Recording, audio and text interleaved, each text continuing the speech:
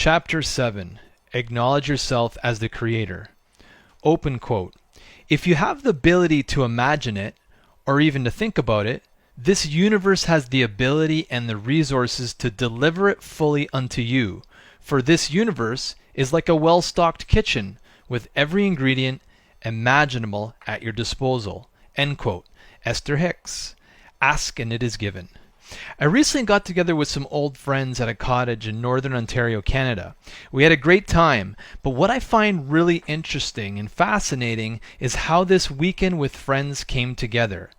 2 months prior, I had been talking with these few friends about getting together, but we had no idea where we should gather. At the same time, my wife and I were looking for a place to live in Canada as we finished our 11-month tour in the US. We had been traveling, but we wanted to find a place to settle in Canada. When my wife was looking for places to live, she came across this immaculate 3-bedroom waterfront cottage. I remember looking at the photos online and saying to myself, this place is perfect. So I booked it. Now the thing with Northern Ontario is that the weather is always a gamble. You can have rain one day and a hot sunny day the next. You never know what you're going to get. When I saw those online photos, all I could think was, this is perfect. I had this overwhelming feeling that the cottage would be perfect on that specific weekend. Now here's what fascinates me. We had rained for about 2 weeks, but as the weekend with my friends approached, the rain and cool temperatures lifted and Mr. Sun was back. We couldn't have asked for better weather. It was hot and we were all on the lake all weekend. The day after my friends left, the clouds came back and it started to rain. Was it a coincidence, or was the feeling I'd had been some form of telepathy? Was I being provided with information about the future through the field of intention? I'll let you be the judge of that. But what I can tell you for certain is that the human body is designed to be more receptive to subtle vibrations and information not available at the conscious level. That's what we'll talk about next. Your brain and nervous system. You have a brain that allows you to fire and wire new synaptic connections every time you think a new thought. New thoughts create new connections, and these new connections create new circuits to allow electrical signals to travel and activate new chemicals, emotions, in your body. With repetition and regular practice, you can train your nervous system to feel the emotions you want to feel. You can train yourself to perceive what you want to perceive. You can create new thoughts. And these new thoughts color your perceptions to shift your vibration and your reality. Pineal gland. In the middle of your brain, you have something called the pineal gland that contains tiny crystals. These crystals are piezoelectric sensors which convert mechanical pressure into EMFs, electromagnetic fields. Think of your pineal gland as a broadcasting tower for new frequencies and new information.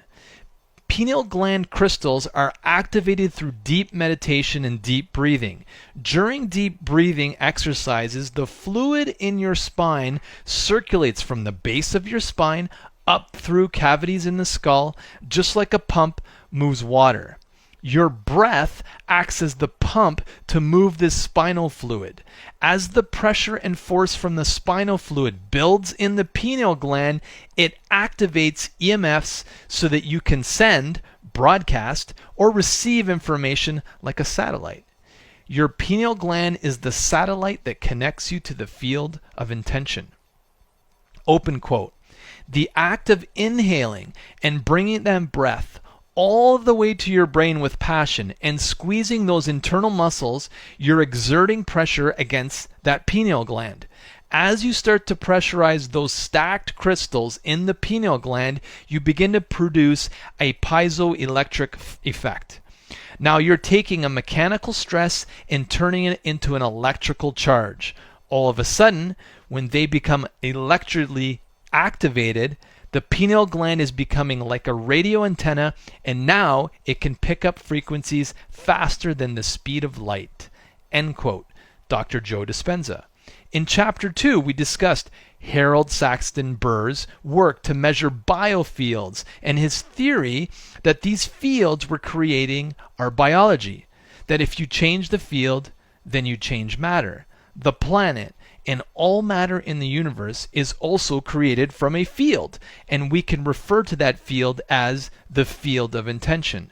When you send information, you are using intent, and when you receive information, you are using your intuition. All of this is standard equipment in the human body. You can send signals, your intent, and receive signals through intuition from the field, the human heart. A heart is not just a pump for the blood in your body. It's the most powerful electromagnet in the human body. When you are in a super coherent state, the electromagnetic field created by the heart can be measured up to 10 feet outside of the body. That means vibrations and fields of energy can be measured, and that you are influencing physical matter outside of your body. That's how powerful you are. Let's say you're at a live concert and there are 10,000 people in the stadium. If 100 out of every 10,000 people in that venue are clapping their hands in synchronicity, then that's incoherence. However, if all 10,000 people in the stadium are clapping in sync together, then the sound in that venue gets amplified and there is way more energy. Supercoherence is when all 10,000 people in that same audience are clapping totally in sync. And that's a lot of energy. That is what it will feel like in your body when you are super coherent. Remember the yogurt example from chapter 2 in the I Am documentary. That's how powerful your heart and emotions are. The way you feel is important because it's constantly creating a field of intention that affects matter locally and non-locally. Not only does the heart affect matter, it's also a great receiver of new information.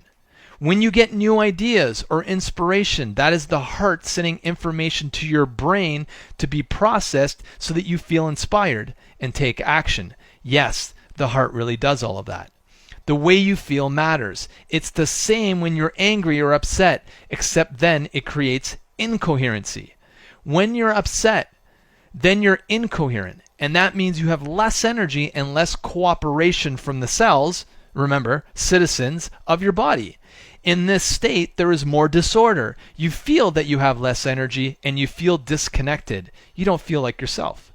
The way you feel really matters. When you're super coherent, you feel whole and complete. You feel as if you are one with all things. You feel connected. You feel that you're in the flow and that life is perfect. You feel that nothing can go wrong.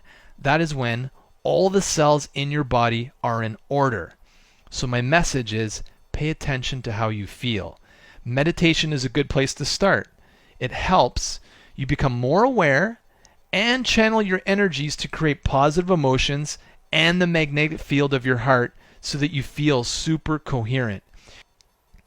Energy centers.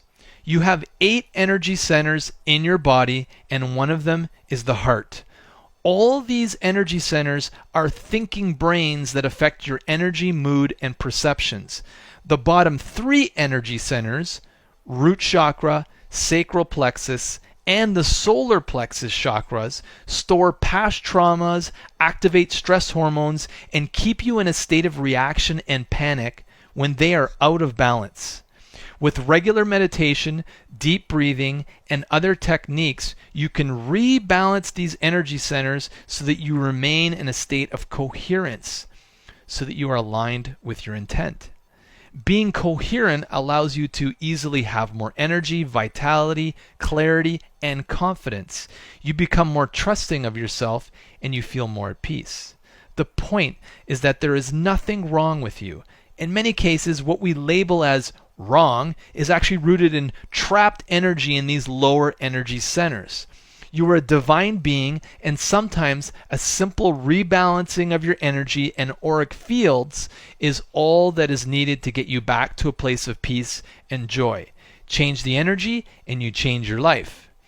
Remember, you are the creator. You are a piece of God. God is a piece of you, and you are one with God. There is no separation. You are the co-creator, and you have the power to create what you want. In fact, you were designed to perform miracles. You are a stream of consciousness that is continually manifesting and creating your world.